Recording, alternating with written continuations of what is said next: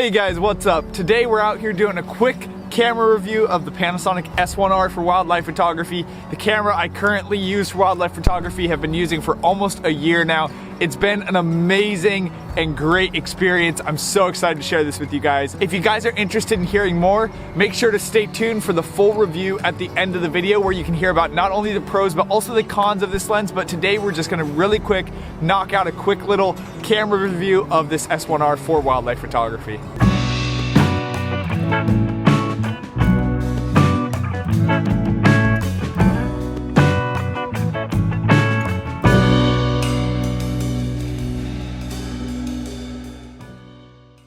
So just to hop straight into it, one of the biggest reasons why I like Panasonic for my camera brand and the camera brand that I use, for all my camera bodies that I own, is because I love their color space. I think Panasonic does a great job with their color space, and I think the S1R is the best out of any Panasonic camera I've ever had.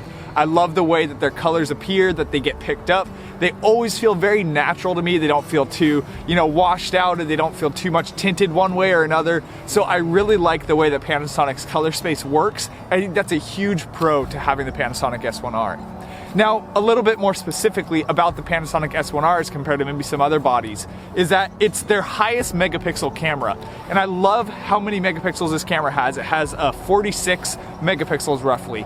A huge amount of megapixels. You can use this in wildlife photography to get really up close on birds. You can take an image, and if you need to, you can even crop it in further without feeling any sort of guilt or pixel loss, stuff like that, because there's so much that you can work with.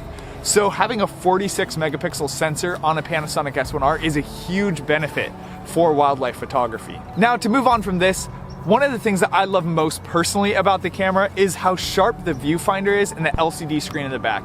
Most importantly for me, the viewfinder.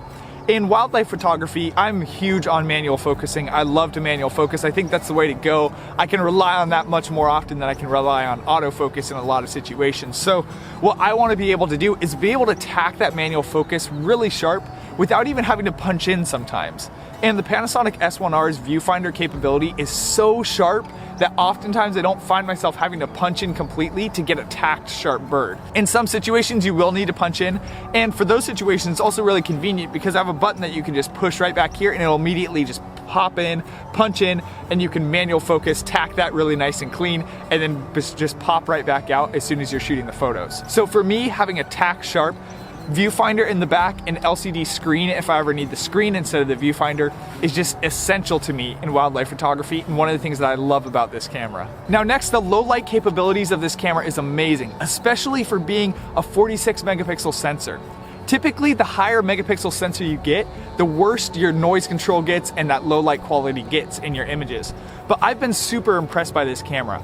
It honestly shoots better than some of the 20 megapixel, 16 megapixel cameras I've used in the past for other sensor size formats or other full frame cameras that are, maybe closer to 24 megapixels or 32 megapixels, stuff like that. The low light capabilities in this camera are amazing. I feel very comfortable cranking it up to 3200 ISO if I need to.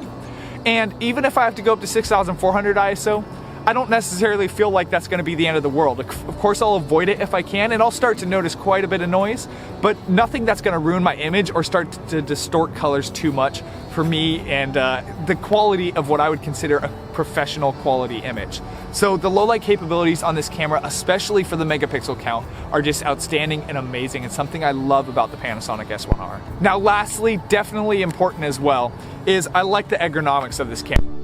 This is a heavy camera, so if you're not looking for necessarily a heavy camera, maybe this isn't the way for you, but as long as you're okay with that fact, this has an amazing built-in grip to it. I mean, you can just see how sturdy and gnarly that grip is right there. It's an amazing grip. I never feel like this is unsecure at any point whatsoever as I'm holding it, as I'm walking around. And I think that's important in wildlife photography where you can't control a lot of things. You're kind of just, running around sometimes, or not literally running maybe, but hiking or whatever it may be. I think it's important to be able to have a good grip on your camera. Whenever I'm shooting images, I feel like I have a very secure grip on it, not gonna lose the grip on the camera or anything like that. And beyond that, I love the way that the LCD screen is built in the back and how it can pop out like this.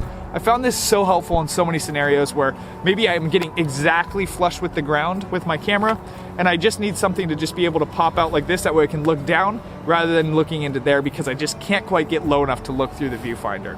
So this LCD screen has been awesome. Like I said, it's tack sharp, so it still allows you to focus well. And overall, it's just a really great solid build that I don't feel like is gonna break anytime soon. So I hope this review helped you guys today. If you guys are interested in purchasing the Panasonic S1R, make sure to click my affiliate link below. It doesn't charge you guys any extra and helps me out a lot in terms of keeping the YouTube channel going.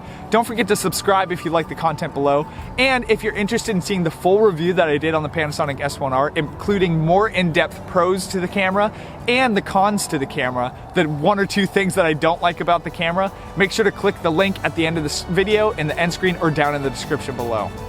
Thank you guys so much for watching. Don't forget to subscribe below, and I can't wait to see you guys next time.